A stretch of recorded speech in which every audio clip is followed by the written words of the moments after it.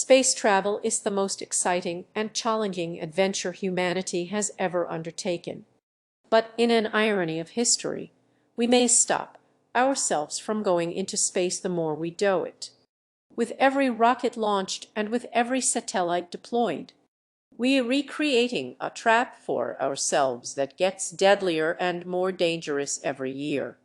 If it's ever activated, it could end the space age and trap us on our planet for decades, or even centuries. Getting something into space is incredibly hard.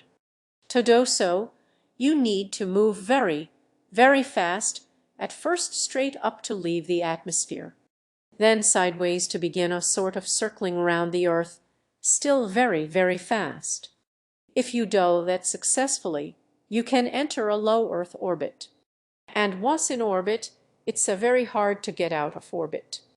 Unless you have energy to spare, you're sort of locked in here, falling around the Earth forever.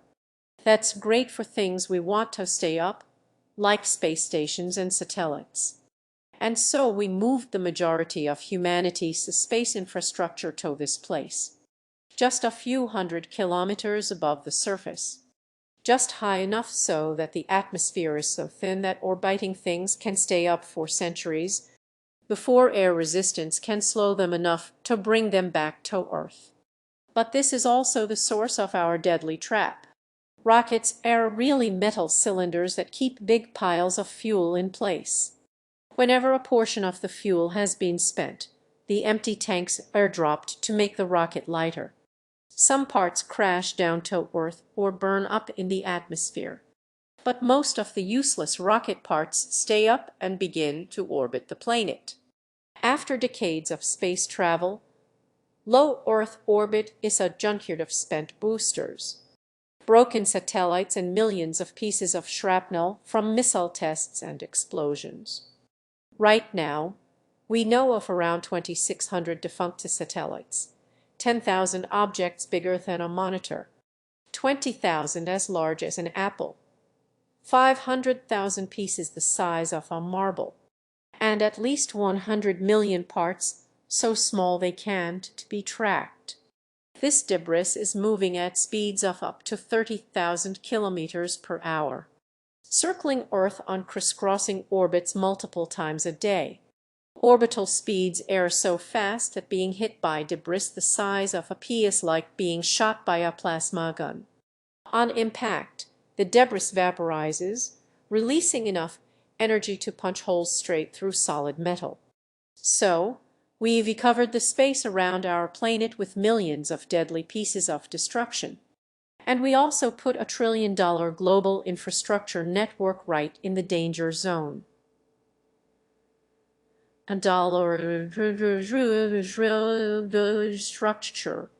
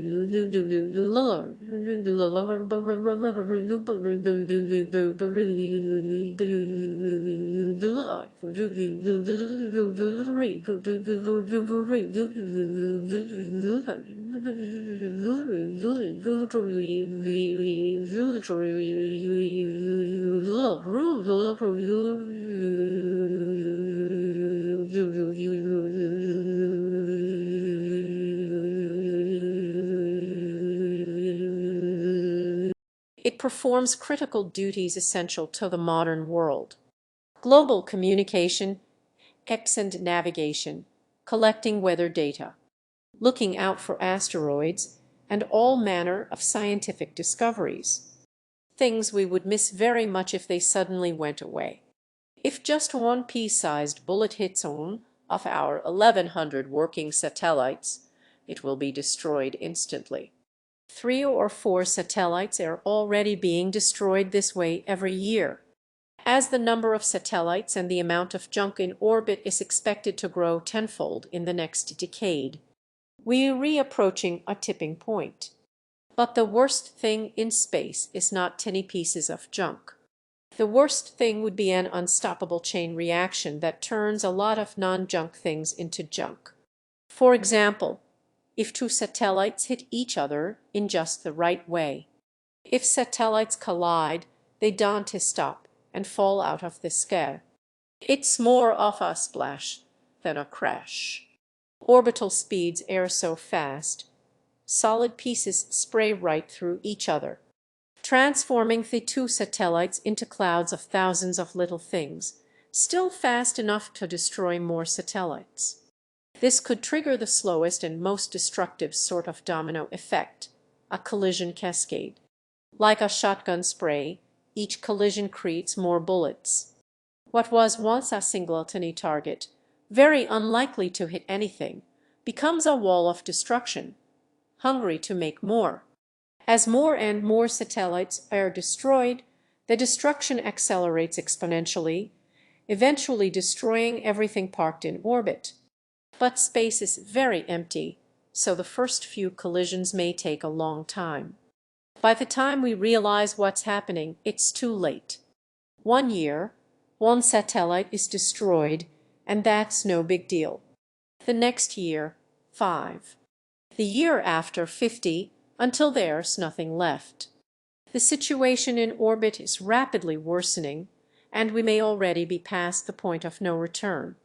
Within 10 years, space around Earth may no longer be viable for long-term satellites or rockets. The worst-case scenario is horrifying. A debris field made of hundreds of millions of pieces, many too small to track, moving at 30,000 kilometers per hour. It would effectively create a deadly barrier around Earth, possibly too dangerous to cross. Dreams of moon bases, Mars colonies, or space travel at all may be set back centuries. And the loss of our space infrastructure would send some of the technology we rely on daily back to the 1970s. But it might not be too late to clean up our mess. While the space industry has become better at avoiding space junk, it's still growing fast and occasional weapon tests don't help. So there have been a couple of wild but also serious suggestions about how to quickly remove as much deadly space junk as possible without creating more in the process. Lots of ideas are being thrown around, and some of the most seriously considered involve capture and return missions, which are being tested now. One method involves meeting a piece of junk in orbit with a small satellite loaded with a net. Once caught, a small rocket could be used to bring it down towards Earth. To bring you small